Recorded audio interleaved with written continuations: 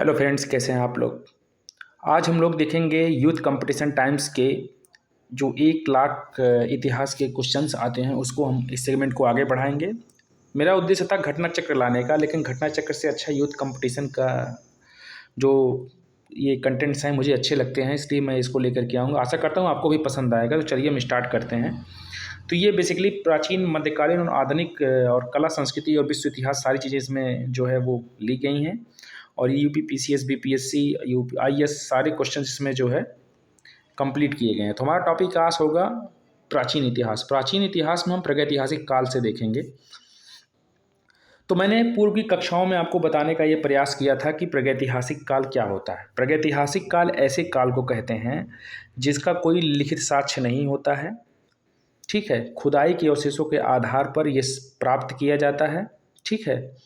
प्राक का मतलब होता है कि वो खुदाई से प्राप्त साक्ष्य, उसका कोई लिखित साक्ष्य न हो, ठीक है। और इसे हम आगे प्रागैतिहासिक काल को हम विभिन्न भागों में बांट करके देखेंगे। तो मूलतः हम प्रागैतिहासिक काल को पूरा पाषाण काल में रखते हैं।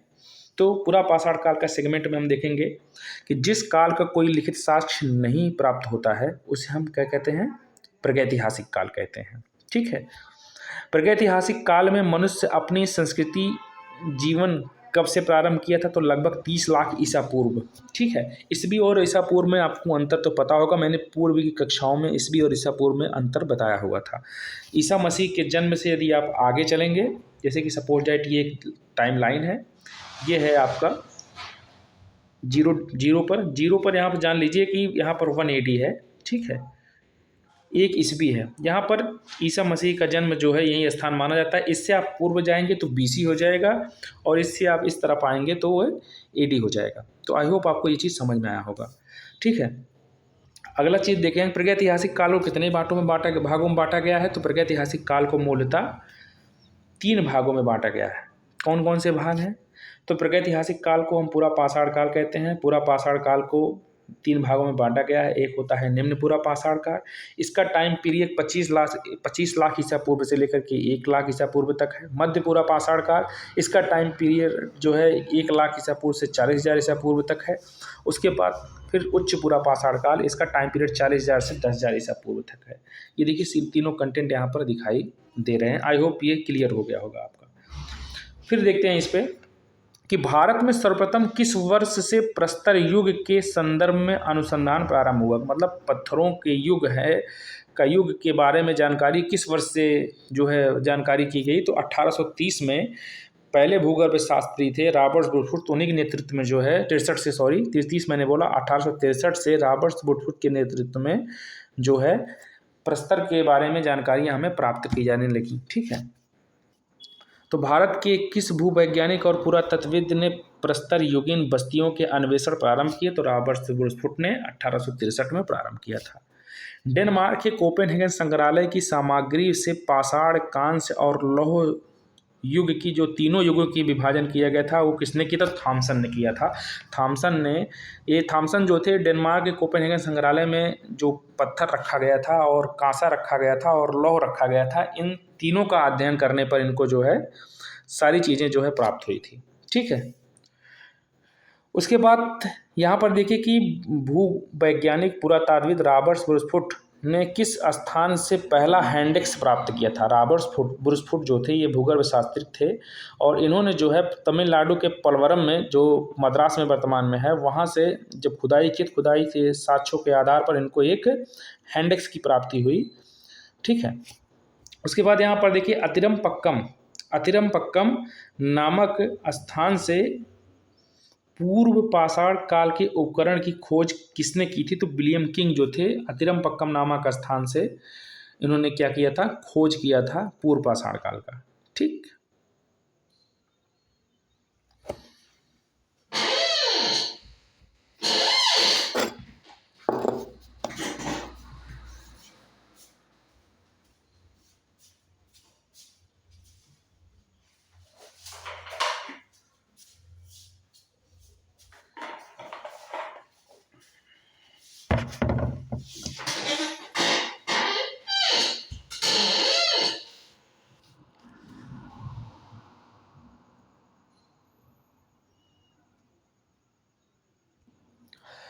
एक सेकंड मैं चला गया था पानी पीने के लिए। उसके बाद अगला टॉपिक जो देखिए यहाँ पर है, मानव विकास का क्रम। सबसे पहले हमारे यहाँ मानव आए किस हिसाब से थे, तो मानव की उद्विकास का क्रम जो होता है वहाँ पर देखा जाता है। तो हम यहाँ पर देखेंगे मानव किस प्रकार से, चूँकि देखिए हर चीज़ का एक टाइम लाइन होता है। हमारी पृथ्वी आपको पता होगा कि पहले भभकता हुआ आग का गोला था, उसके बाद यहाँ पर क्लाउड्स हुए, बादल हुआ, फिर यहाँ पर जीवों का विकास हुआ। तो जीवों के विकास के क्रम में मानव का विकास किस हिसाब से हुआ था, तो सबसे पहले आए थे रामापिथेकस, उसके बाद आए थे ऑस्ट्रेलोपिथेकस, उसके बाद होमो इरेक्टस, फिर निएंडरथल, फिर होमोसेपियंस। ये हमारे उद्भव का क्रम है, ठीक है। तो यहाँ पर ये पूछा जा रहा है कि मानव विकास के क्रम में मानव का आदि पूर्वज बना और पूर्व अत्यंत नूतन काल में प्रकट हुआ था। तो ऑस्ट्रेलोपिथेकस जो था ये अत्यंत नूतन काल में जो है मानव का पूर्वज बना था। किस आदि मानव ने सबसे पहले शव विसर्जन तथा अग्नि का व्यापक रूप से उपयोग किया, तो निएंडरथल मानव ने शव का विसर्जन करना स्टार्ट कर दिया और अग्नि का प्रयोग भी करना स्टार्ट किया था। फिर यहाँ ऊपर देखिए, आधुनिक मानव का विकास लगभग 30,000 वर्ष पूर्व पहले हुआ था, जिसे होमोसेपियंस कहते हैं। होमोसेपियंस आदि मानव होमोसेपियन को आदि नामों से जाना जाता है, तो प्रज्ञ मानव, क्रोमैग्नॉन मानव या चॉन्सलेट ग्रीमाल्डी मानव, ठीक है। तो होमोसेपियंस को इस नाम से जाना जाता है। पूरा पाषाण युग से प्राप्त उपकरण किस प्रकार के थे, तो क्रोड उपकरण थे, हस्त कुठार या हैंडेक्स। इसको बिदारड़ी या क्लीवर खंडक गणासा भी कहते हैं। हैंडेक्स का मतलब होता है गणासा, जो कहाँ पर मिला था, अतिरमपक्कम में मिला था। और किसने खोजा था, तो किसने खोजा था, यहाँ पर पीछे हम लोगों ने देखा था, तो रॉबर्ट ब्रूसफुट ने पलवरम तमिलनाडु में जो है यहाँ पर इन्होंने खोज किया था, ठीक है, हैंडेक्स का। यहाँ पर देखिए, उसके बाद यहाँ पर देखिए पूरा पाषाण युग से प्राप्त उपकरण किस प्रकार के थे, तो ये तो हो गया है। फिर पूरा पाषाण युग के उपकरण किन किन क्षेत्रों से पाए जाते हैं, तो बेलन घाटी, ये उत्तर प्रदेश के मिर्ज़ापुर उत्तर प्रदेश है, सोहन घाटी, नर्मदा और घाटी और भीमबेटका के चित्रित शैलाश्रों से जो है ये पूरा पाषाण के साक्ष्य प्राप्त होते हैं। तो कहाँ कहाँ, अगर सपोज पूछ लिया जाए क्वेश्चन में कि पूरा पाषाण के साक्ष्य कहाँ कहाँ से मिलते हैं, तो बेलन घाटी मिर्ज़ापुर उत्तर प्रदेश में है, सोहन घाटी, नर्मदा घाटी और भीमबेटका क्षेत्र से जो है शिलाश्रयों से यहाँ प्राप्त हुए हैं पूरा पाषाण काल में। जबकि भीमबेटका से तीनों काल के, पूरा पाषाण, मध्य पाषाण और नव पाषाण काल के साक्ष्य मिले हुए हैं। फिर मध्य पूरा पाषाण काल को एक अन्य नाम से जाना जाता था, तो मध्य पूरा पाषाण काल को फलक संस्कृति के नाम से जाना जाता था। ये देखिए, निम्नपुरा, मध्यपुरा और उच्चपुरा, ठीक है। तो मध्यपुरा पाषाण काल को फलक संस्कृति के नाम से भी जाना जाता था। मध्यपुरा पाषाण युग के प्रमुख उपकरण थे, तो वेधनी, छेदनी और खुरचनी, ठीक है। वेधनी, छेदनी और खुरचनी, ये तीन जो हैं प्रमुख उपकरण थे। मध्यपुरा पाषाण युग के उपकरण बने थे सल्कों के बने विविध प्रकार के फलक। मध्यपुरा पाषाण काल को फलक संस्कृति के नाम से भी जाना जाता है, चूँकि सल्क और फलक के रूप में यहाँ पर पाए जाते थे। उच्चपुरा पाषाण युग के प्रमुख उपकरण हैं, तो उच्चपुरा पाषाण काल के प्रमुख उपकरण जिसका टाइम पीरियड 40,000 से 10,000 ईसा पूर्व तक है, तक्षड़ी और खुरचनी, ब्लेड या ब्यूरिंस, ठीक है। ब्लेड या ब्यूरिंस नाम के, जो आप ब्लेड या ब्यूरिंस कहिए, फलक संस्कृति आप मध्यपुरा पाषाण को कहेंगे, ब्लेड और ब्यूरिंस जो है आप जो है उच्चपुरा पाषाण को कहेंगे। और निम्नपुरा पाषाण काल में तो आपको पत्थरों के जो औजार हैं वही आपको बताना है। इसे क्रोड या हस्त कुठार या हैंडेक्स वगैरह आप कह सकते हैं।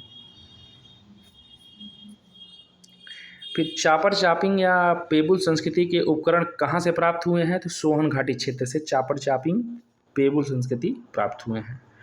भारत के पूरा पाषाणिक उपकरण सर्वप्रथम कहाँ से प्राप्त हुए हैं, तो पलवरम तमिलनाडु से हैंडेक्स की प्राप्ति हुई है। और किसने खोजा है, तो रॉबर्ट ब्रूसफुट ने खोजा था। ये पूरा पाषाण युग है, ठीक है। फिर परिष्कृत औजारों के किस युग को माना जाता है, तो परिष्कृत औजार जब आए थे तो ब्लेड संस्कृति को कहते हैं। फलक से एडवांस थी ब्लेड और ब्यूरिंग संस्कृति, ये जो है उच्चपुरा पाषाण युग में आया था, ठीक है।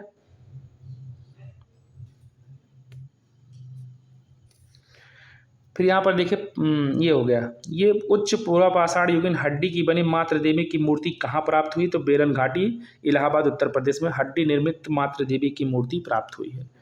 सिहावल और संघोवा पुरा स्थल कहाँ पर हैं? तो निम्न पुरा पाषाण संस्कृति के स्थल हैं सिंघावल और संघोवा। निम्न पुरा पाषाणकालीन स्थल हथनौरा नर्मदा घाटी के खोज 5 दिसंबर 1982 में किसने की? तो डॉक्टर अरुण सोनकिया ने किया था और यहाँ खोपड़ी मिली हुई थी। ठीक है, तो ये रहा आपका पूरा पाषाणकालीन जो है सिचुएशंस। अब हम देखेंगे मध्य पाषाण काल। तो निम्न पूरा पाषाण काल, उच्च पूरा पाषाण काल और मध्य पूरा पाषाण काल। अब यहाँ पर मध्य पाषाण काल देखेंगे। ठीक है, आपको ये डाइवर्सिफाई आपको क्लियर होगा। देखिए ये टोटल जो ये तीनों आपको दिखाई दे रहा है, ये सीधा पूरा पाषाण काल है और ये तीनों जो हैं ये पूरा पाषाण काल के ही भाग हैं। ठीक है, अब अगला हम देखेंगे, ये मध्य पाषाण काल है, ये पूरा पाषाण काल नहीं है, ये मध्य पाषाण काल है। फिर नव पाषाण काल आएगा, पूरा पाषाण काल, मध्य पाषाण काल और नव पाषाण काल। देखिए मैं आपको थोड़ा बांट करके दिखाऊंगा। देखिए प्रागैतिहासिक काल, ठीक है, इसको 3 भागों में बांटा गया है। ठीक है, पूरा पाषाण काल, मध्य पाषाण काल और नव पाषाण काल। पूरा पाषाण काल को 3 भागों में बांटा गया है, निम्न पूरा पाषाण काल, मध्य पूरा पाषाण काल, उच्च पूरा पाषाण काल। ये तीनों हो चुके हैं, अब ये मध्य पूरा पाषाण काल स्टार्ट होने जा रहा है। ठीक है, तो मध्य पाषाण काल में हम देखेंगे मध्य पाषाणिक संस्कृति का महत्व मोटे तौर पर माना जाता है 9000 ईसा पूर्व से 4000 ईसा पूर्व, 9000 ईसा पूर्व से 4000 ईसा पूर्व तक जो है मध्य पाषाण काल की संस्कृति मानी जाती है।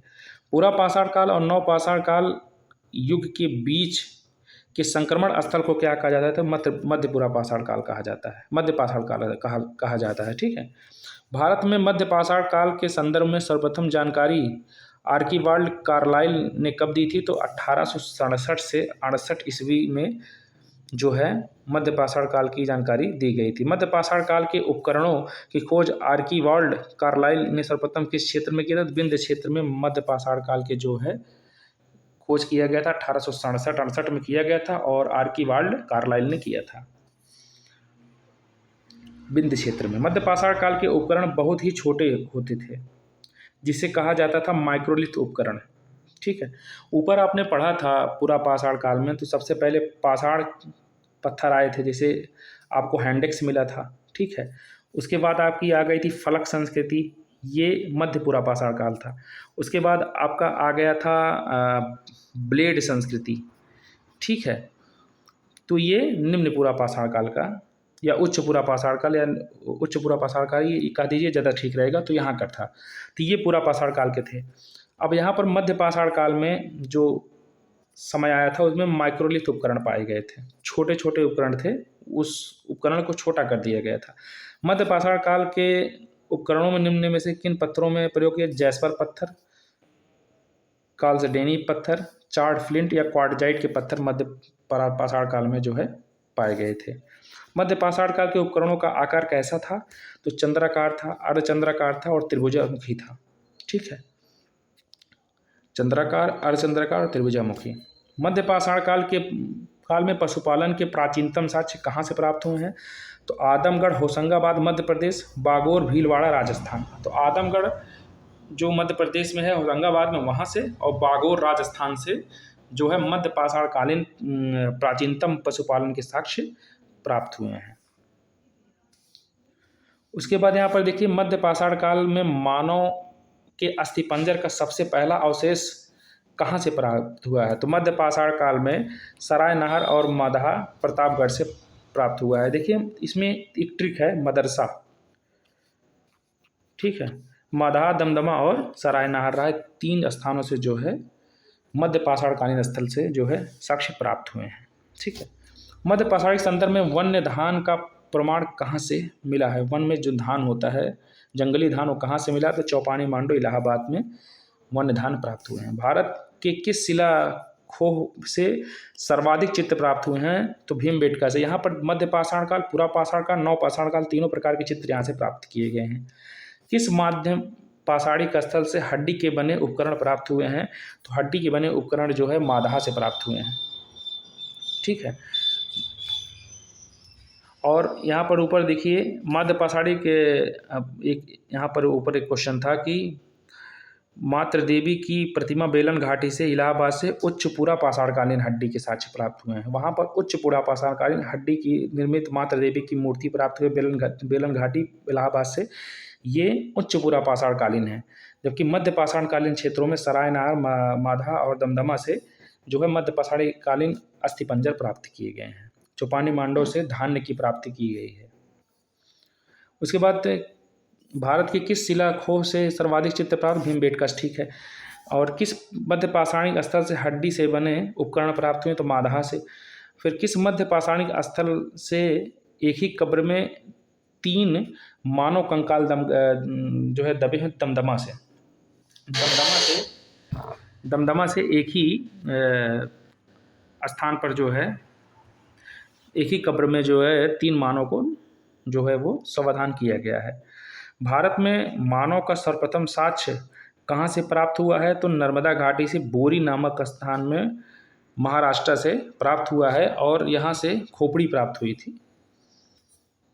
उसके बाद यहाँ पर देखिए अगला क्वेश्चन है कि किस प्रागैतिहासिक भारतीय स्थल से होमो इरेक्टस मानव की खोपड़ी प्राप्त हुई? हथनौरा, नर्मदा घाटी से। तो नर्मदा घाटी हथनौरा से जो है होमो इरेक्टस के मानव की खोपड़ी प्राप्त हुई है। ठीक है। और मानव का सर्वप्रथम साक्ष्य कहाँ से प्राप्त हुआ? नर्मदा घाटी, बोरी, महाराष्ट्र से प्राप्त हुआ है। अब भारतीय प्रागैतिहासिक का टेक्स्ट बुक किस क्षेत्र को कहा जाता है? तो बेलन घाटी, इलाहाबाद, प्रतापगढ़। भारतीय प्रागैतिहासिक का टेक्स्ट बुक किसे कहा जाता है? बेलन घाटी, इलाहाबाद, उत्तर प्रदेश में। ठीक है। यहाँ पर माता देवी की प्रतिमा पूरा पाषाणकालीन स्थल से प्राप्त हुए हैं। भारत में ज्ञात विशालतम मध्य पाषाण वाला स्थल कौन सा है? तो बागोर, भीलवाड़ा, राजस्थान। तो 2 स्थान थे, बागोर और एक था आपका एक बागोर था और एक था आपका यहाँ पे आदमगढ़, होशंगाबाद, मध्य प्रदेश। और 2 यहाँ पर पशुपालन के साक्ष्य प्राप्त हुए थे, वही चीज़ यहाँ पर बताई गई है। ठीक है। फिर उसके बाद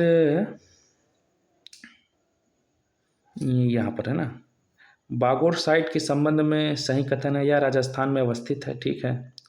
इसके विशुद्ध मध्य पाषाण काल प्राक मृदभांड चरण के होने के संबंध में हमारे पास 5365 और 5365 से 3775 ईसा पूर्व की कार्बन तिथियां प्राप्त हुई हैं। C12 और C14 से ज्ञात किया जाता है। जम्बू, बैल, भेड़, बकरी और सूअर के करीब 5000 ईसा पूर्व से ही पालतू पशु के रूप में पालन के साथ हमें मिले हुए हैं। ठीक है। तो इतने पुराने मानव हम लोग हैं, आप सोचिए। उसके बाद यहाँ पर देखिए किस स्थल पर मानव जीवाश्म पूरा पाषाणकालीन औजारों के साथ स्वस्थानीय मानव पाए जाते थे? हथनौरा नामक स्थान से नर्मदा घाटी, महाराष्ट्र में जीवाश्म में पूरा पाषाणकालीन और औजार पाए गए हैं। ठीक है। फिर वह मध्य पाषाणिक स्थल जहाँ से पशुवध स्थल या बूचड़खाना के साक्ष्य मिले हैं? तो मादहा से। एकल समाधान भी यहीं से मिला हुआ है। 3 समाधान, 3 लोगों को एक साथ दफनाया गया मादहा से। कि दमदमा था? पीछे देखिए, इसमें कन्फ्यूजन बहुत होता है, तो देख लेते हैं। मादहा ही है ना। मध्य पाषाणिक स्थल की हड्डी से बने उपकरण प्राप्त हुए हैं, वो दमदमा था। ठीक है, दमदमा था। 3 मानव कंकाल जो थे दमदमा से प्राप्त हुए थे, जबकि मादहा से मध्य पाषाणिक स्थल से हड्डी प्राप्त हुई है। मध्य पाषाणिक स्थल से हड्डी बनाने के उपकरण प्राप्त हुए हैं। ठीक है। एक सेकेंड।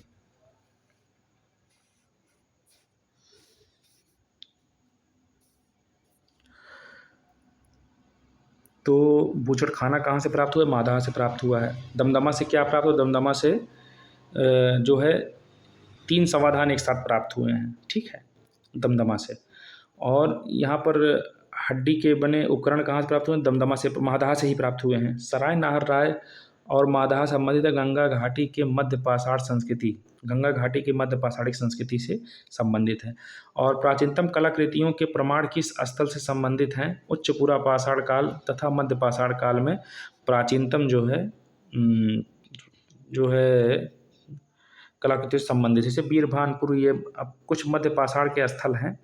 वीरभानपुर पश्चिम बंगाल में है, लंगनाच गुजरात में है, टेरी तमिलनाडु में, आदमगढ़ मध्य प्रदेश में है, बागोर राजस्थान में, सराय नाहर और माधा जो है ये उत्तर प्रदेश में है।